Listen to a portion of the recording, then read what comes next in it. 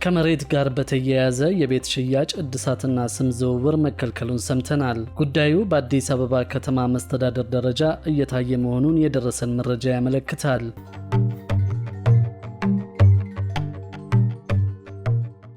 ከመሬት ጋር በተያያዘ የቤት ሽያጭ እድሳትና ስም ዝውውር መከልከሉን ሰምተናል። ጉዳዩ በአዲስ አበባ ከተማ መስተዳደር ደረጃ እየታየ መሆኑን የደረሰን መረጃ ያመለክታል። በርካታ የአዲስ አበባ ከተማ ነዋሪዎች የሚኖሩበት ቤት መሬት ባንክ ገብቷል እየተባሉ የቤት ሽያጭ እድሳትና ስም ማዞር መከልከላቸው ተሰምተዋል። ከ16000 በላይ ቤቶች ይዞታቸው መሬት ባንክ መግባቱ የታወቀ ሲሆን ጉዳዩ ያጋጠማቸው ነዋሪዎች ሌሎችም በየክፍለ ከተማው እየሄዱ እንዲያረጋግጡ መክረዋል። በህጋዊ መንገድ ካርታ ያላቸው መሬቶችን ጨምሮ ወደ መሬት ባንክ ገብተዋል የተባሉ ነዋሪዎች መሬቱ ላይ ግንባታ፣ እድሳት እንዲሁም ደግሞ ሽያጭና ስም ማዞር መከልከላቸውን ጠቁመዋል። አንዳንዶቹ መሬቶች መንገድ ዳር ያሉ በመሆናቸው መንግስት ለልማት ፈልጓቸው ሊሆን ይችላል የሚል ሀሳብ እንዳላቸው ገልጸዋል። ሌሎቹ ደግሞ በሁለት ይዞታዎች መካከል ያሉ ቦታዎች ጭምር መሬት ባንክ ገብቷል በሚል ተመሳሳይ እርምጃ እንደተወሰደባቸው ነው የተናገሩት። በኔና በሌላ ባለ ይዞታ መካከል የሚገኘውን አነስተኛ ቦታ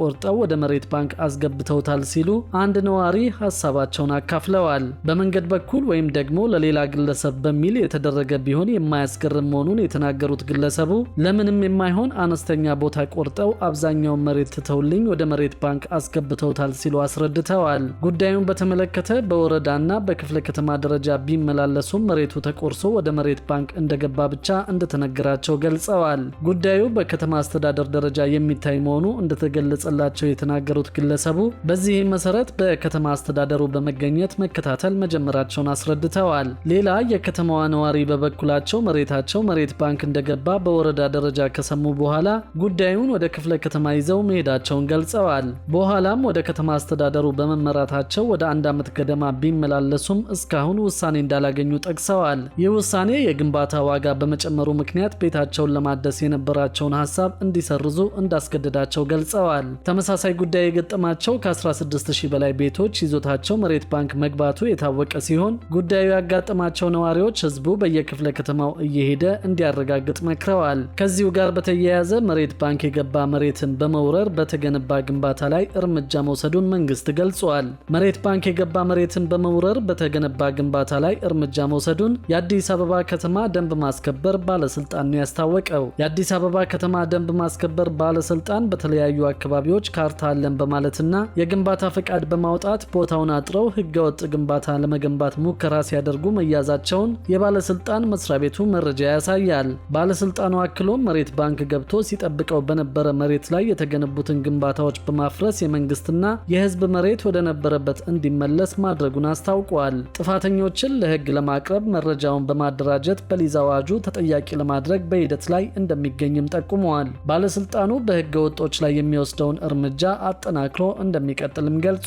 ደንብ የሚተላለፉ ግለሰቦችን የከተማዋ ነዋሪዎች ጥቆማ እንዲሰጡም ጥሪውን አቅርበዋል። በሌላ በኩል ደግሞ ከኢትዮጵያ ሆኖ ዓለም አቀፍ ክፍያዎችን ለመክፈል የሚያስችል ስርዓት በመዘርጋት ላይ መሆኑ ታውቋል። በዚህም መሰረት ኢትስዊች እና ማስተር ካርድ በኢትዮጵያ ዓለም አቀፍ የክፍያ አቅሞችን ለማስፋት የሚያስችል ስምምነት ተፈራርመዋል። የክፍያ ጥያቄዎችን በባንኮች፣ በካርድ ኔትወርኮችና በክፍያ አገልግሎት አቅራቢዎች መካከል የሚያገናኝ ስርዓት ላይ አገልግሎት በመስጠት ላይ የሚገኘው ኢትስዊች ከማስተር ካርድ ጋር በኢትዮጵያ ዓለም አቀፍ የክፍያ አቅሞችን ለማስፋት የሚያስችል ስምምነት መፈራረሙን አስታውቋል። ከዚህ ቀደም ተቋማት በተለይም ባንኮች ከማስተር ካርድ ጋር ተገናኝተው መስራት የጀመሩ ቢሆንም አሁን ግን በኢትስዊች በኩል በጋራ ዓለም አቀፍ የክፍያ ስርዓት ውስጥ መሳተፍ የሚችሉበት ሁኔታ መፈጠሩ ተገልጿል። ስምምነቱ በኢትዮጵያ ዲጂታል ትራንስፎርሜሽን ሂደት ውስጥ አስተዋጽኦ እንዳለው የኢትስዊች ዋና ስራ አስፈጻሚ አቶ ይለበስ አዲስ በስምምነቱ ወቅት ተናግረዋል። የኢትዮጵያን የዲጂታል ክፍያ ስነ ምህዳር ወደ ተሻለ ደረጃ ለማድረስና የሀገሪቱን ዓለም አቀፍ የፋይናንስ ትስስር ለማጠናከር ያለመ መሆኑን ገልጸዋል። ስምምነቱ ዓለም አቀፍ ክፍያዎችን ለመቀበልና ድንበር ተሻጋሪ የንግድ ዕድሎችንና ተደራሽነትን ለማስፋት የሚያስችል መሆኑም ተጠቅሷል። የሚሰጡት አገልግሎት የኦንላይን ክፍያ ውሱንነትን የሚቀርፍ እንደሆነም አብራርተዋል። የንግዱ ማህበረሰብ በኢኮሜርስ ክፍያ